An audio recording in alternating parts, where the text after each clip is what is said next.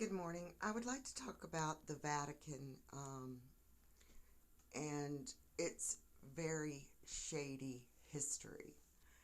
Now, in the 20s, the Vatican started its own bank, which was not in the habit of lending money, but gobbling up corporations, shady backroom deals.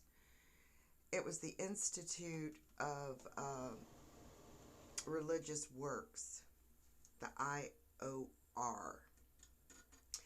And they were involved in some serious backroom deals with the Italian mob, with the um, Masonic uh, Italian, I don't know, they called them assassins. Uh, they were the P2, the Propaganda 2, because they were responsible for creating um, lies, running drugs, running arms to different countries.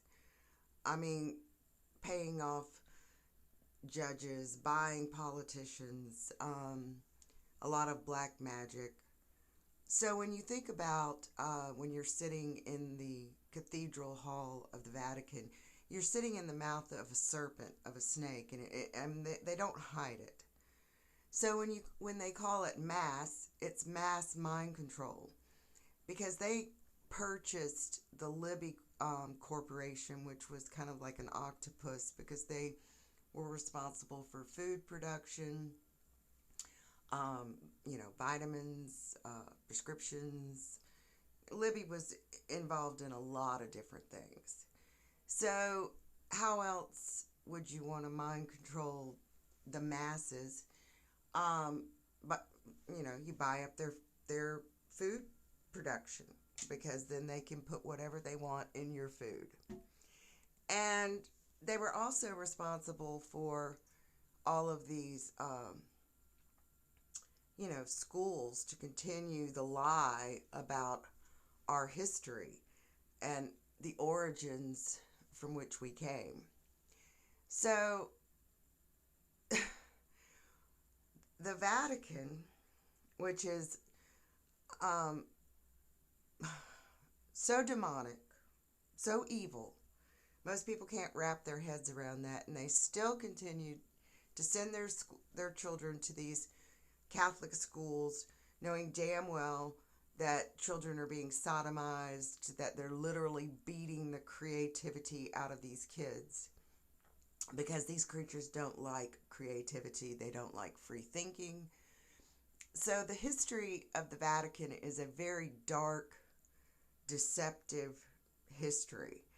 And they're one of the richest and most powerful entities on the earth because they've stolen resources, land, and they're into human trafficking. All right, so what is the biggest resource on the planet? Well, humans, because they use them for slave labor, sex trafficking, organ harvesting. I mean, what these people have done is so criminal that people just still can't wrap their heads around it. Um, and I believe it's Old World History Channel that is always talking about that those pipe organs were for healing. No, they were for mind control. Because when you hear them, it's more like a gothic, um, evil sound than it is healing because they need the masses to be mind controlled, to be under their spell. So when people go to these services, um, they're literally doing word magic via fake history, fake religion, fake doctrines. Because, like I said, the Vatican was doing, I mean, we're talking about horrible, horrible things back in the 50s, 60s, 70s. And it made national news when the Vatican was selling fake um, bonds, fake uh, money, basically. I mean, they were money laundering for, excuse me, all of these um, shady deals. I mean, they were washing the money for the mafia. And they've always been in bed with the mafia. And so our history is, not this glorified version that they teach in school. It is full of a lot of evil deeds that have been done, because when a country needs to thin out its population or move people off the land because they want the resources that are underneath, or they want to do something, they call it a war. And we would have never had servicemen that would go over and have killed all of the Chinese farmers and the Japanese, people, if they hadn't been strung out on LSD or heroin. I mean, they had to control the mind of these killers to go over there and get the people off the land, because this was about taking land, taking resources, because the Vatican wants everything. They want to be in control of everything.